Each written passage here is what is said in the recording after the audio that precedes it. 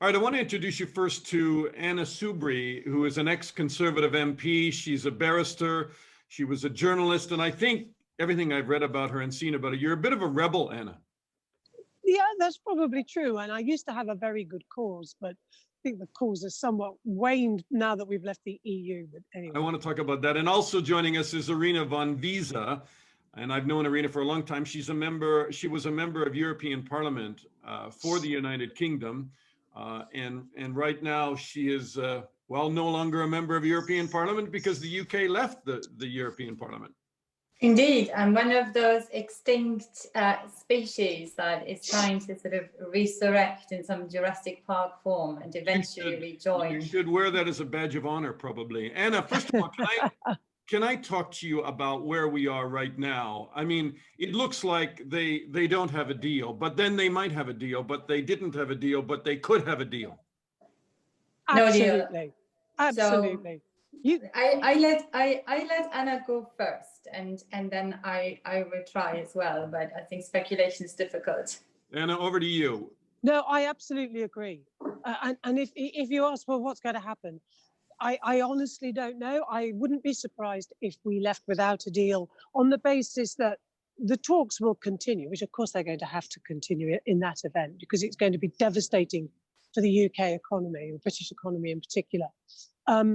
But equally, if he gets a deal, that wouldn't surprise me either. But it will be a bare bones deal, and it will not deliver the sort of economic benefit. Not that there is any benefit, but it won't be. It will just it'll be a bare mitigation of the undoubted economic hit our country will suffer when we leave the single market and the customs union. Now we've left the European Union. You were a member of David Cameron's government. You supported a referendum. I did. You campaigned against a positive response for the referendum, and for you campaigned against the referendum, did you not?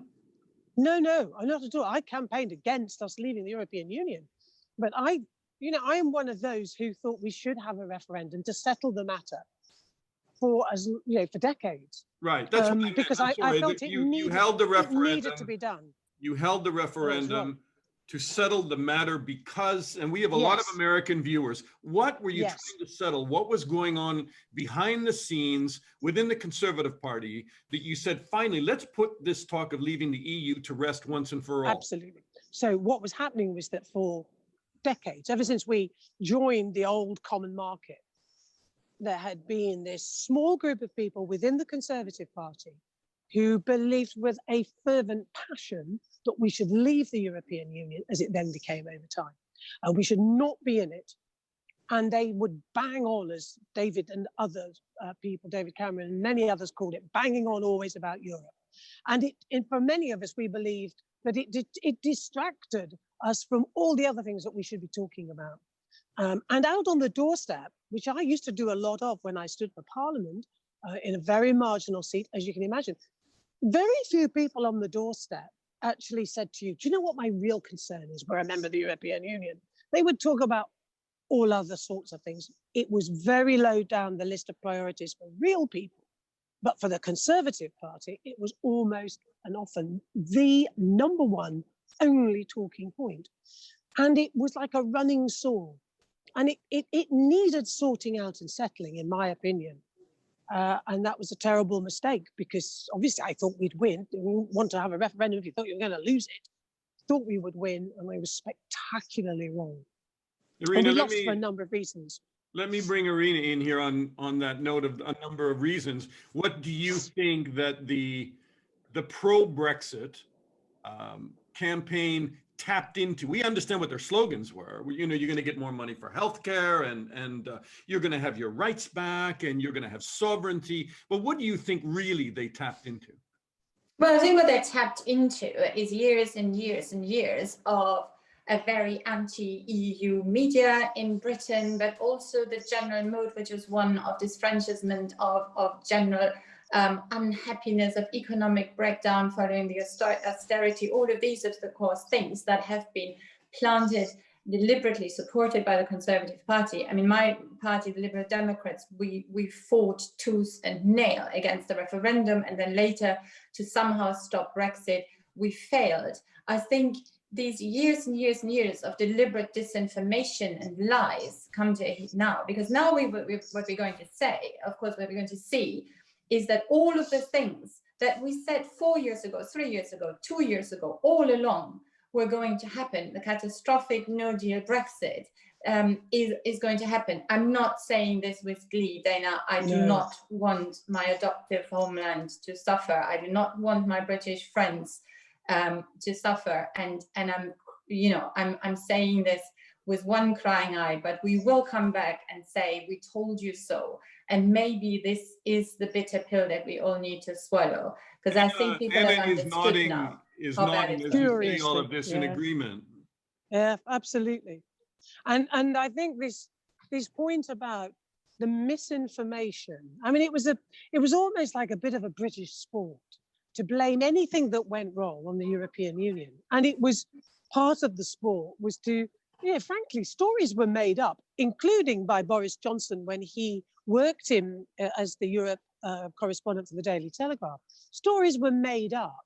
And it fed that little Englander that it inhabits much of this country.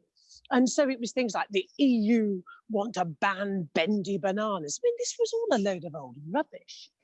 And governments of all colours, Labour and Conservatives, if there was something difficult that couldn't be done, or something difficult that had to be done, they would go, oh, it's not our fault. Wait, it's the EU. They're telling us to do this, or they're not allowing us to do that. So it became a whipping point. And here's a surprise. So Anna, what does it become now? Because we lost. We lost for other reasons, though. Sorry. What does it become now? Because you're talking about, not you, but the pro-Brexiters talk about independence. Oh. And then they are trying to negotiate a dependent trade deal. I mean, there's a little bit. They are. They're conflicted. Yeah, but you and I'm sure your listeners, your viewers will know and understand these things. But this is the absolute dishonesty of the whole of that Brexit campaign, was that you could somehow be this. That we'd lost our sovereignty, which in itself is a load of old nonsense. People used to say to me, we don't make any laws in this country, because I would go out in the streets, places like this here in Leeds, and talk to people as they're going about their business in the days when they did that before COVID. But and people would say, yeah, but we don't make our own laws. And I say, excuse me, I am a member of Parliament. I make lots of laws. I make lots of laws you don't probably agree with. But please don't tell me we don't make laws, because we do. So this idea that we've lost sovereignty as a member of the United Nations, which de facto means you're going to give up a bit of your sovereignty, as a member of all sorts of other organizations, where, of course, by being a member or having any relationship with any other country, or like us as human beings. I mean, if you're in a relationship, if you have children, if you have neighbors, if you have friends, then you give up a bit of your sovereignty. You say, where should we go this evening? One wants to go to the cinema, one wants to go to a restaurant. I'm married, I get all that, definitely. Yeah, but you do, don't you? It's the same with friendship and neighbors and so on and so forth. And about 16% of British laws were subject to EU laws, which often would trump those laws. 16%. And it was usually about widgets, the size of a screw head.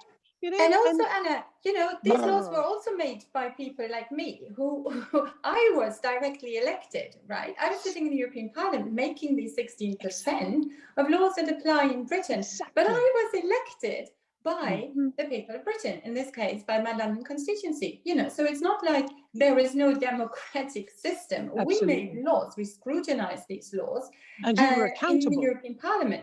But the difference is, we then had a seat at the table. We were actually influencing those laws and those regulations that will still be, applicable directly, Absolutely. Indirectly. Now, what we have is a situation where we don't have a seat at the table. We are not influencing these laws and these regulations and standards. We'll still have to follow them. I mean, it's completely deluded to think that we can simply do our own regulations and standards and whatever if we ever want to have any trading relationship with our biggest neighbors. So we're going to have to follow them, but we don't have a chance to make them, to influence them, to influence any kind of policy, including, for example, a lot of cross-border policies like crime fighting, like the environment. Yes. We have to follow it, but we can't influence it. So in many ways, we have lost sovereignty, or whatever it may be. We certainly have lost standing in the world, on, you know, as a nation that has any say. And the recent breach, a complete breach of trust by Boris Johnson's government, absolutely helped. Come back to Anna for a moment. Let me come back to Anna for a moment and pick up on what you've just said, Irina, and that is that a lot of people say that this will be a race to the bottom, because now for the UK to remain competitive after Brexit, they are going to have to deregulate a lot of things that they produce, environmental standards, labor practice, but then that puts them into another problem with the EU, because they're going to say that's unfair, that's not a level playing field. In the end, it's going to wind up, even if there is a trade deal, which there may not be, it's going to end up in a real conflict with the EU and sanctions potentially at the end of it. Yes, absolutely. I mean, absolutely. As a competition lawyer, I completely understand that argument. Sorry, Anna, just very quickly. You do need to have this level playing field, for the simple reason that if you want to trade, you can't simply undercut the others because you subsidize your own industries. And this whole picture of a sort of Singapore on the Thames, I'm not sure whether that was a good or a bad image of Britain. Of course, the truth is that we will not be able to compete on our own with with the biggest trading bloc in the world. And the only way that we think we can do that is by dumping down our own standards. I personally don't want to have my children play with unsafe toys or eat some chlorinated chicken. But, you know, we won't even have the choice because we won't be able to import the higher standard goods. Let me give Anna a chance, as she's standing outside getting colder by the moment. No, I'm all right, actually. I shall get into trouble because I need to go and do this program fairly soon. But that's fine. The thing is, as we are having this conversation between the three of us, it is quite complicated stuff to talk about. You know, normal people in their homes today are not going to be sitting there saying, you know, this level playing field, you know, this deregulation, the race to the bottom. Look, this is not the conversations of ordinary, decent people. These are often complex, difficult things. And it's the absolute duty of politicians to explain things to people. That's been one of our big failings. And it's also a failing, if I may say, of our media. And I suspect, you know, obviously across the Atlantic in your own country as well, where we've had this problem where we've and I'm an old journalist, remember, so I put my hands up to this, where in order to sell a paper or to sell a TV program, you dealt in the simplest of terms. And I once worked for a great news editor who said to me, and he said, as he said to all of us, he said, never ever patronize people by saying, oh, it's too complicated, or that's a long word. He said, don't patronize people like that, and speak good plain English to people and explain it, and don't just go for that cheap headline. And what's happened to our country is a product of that. Is the cheap headline, by the way, the fishery discussion? Yes, because that accounts really for you know, 0.2 of the British economy. But that's something Boris Johnson always rolls out, and we're going to protect our fish, and we're going to send our warships out to protect fishing, and at least they feel that resonates with the public. And it's even more mad because we don't even eat most of the fish that we get out of what is apparently our seas. It's even more bonkers than that. So yes, you're absolutely right. It's 0.02% of GDP. So it's a tiny piece of our economy. And the irony, as I say, is that even if we gain control of our seas and we're the only people who fish the stock from our seas, we flog it into the European Union. And nobody is saying to the British people, okay, we can catch all this fish, but we won't be able to sell it. So what's the point of this nonsense? And, you know, again, it is this huge failing of all of us involved in politics. Not all of us, perhaps, not the Lib Dems, to their credit, have always sold the positive benefits of membership of the European Union, but not to explain these things. And not to do this awful, simplistic, jingoistic nonsense that we are, we've just come out of the Second World War, which, by the way, you didn't know this, but we won by ourselves. But I mean, it's these sorts of nonsenses. There are still millions of people in this great country who think that we won the Second World War all by ourselves. And, this shooting in the foot is actually, we can do it. It'll be worth all the pain. And you say, worth what? What are you going to get out of it? And the only thing that you can take away is a warm feeling of sovereignty. It's a shameful moment in our country's history. Anna Soubry, thank you so much. I know you have to go. I'm so sorry, but thank you. Thank you. And last question to Irina Von Weiss. Irina, how does this end now? Love to Irina. Thank you, Anna. And I couldn't agree more with Anna. I mean, I think we really are in the same boat here. How does this end? Well, I would so much love to end this interview on a positive note and say this will end with people seeing the light, with suddenly realizing what a huge historic mistake this was, and we're all going to happily rejoin.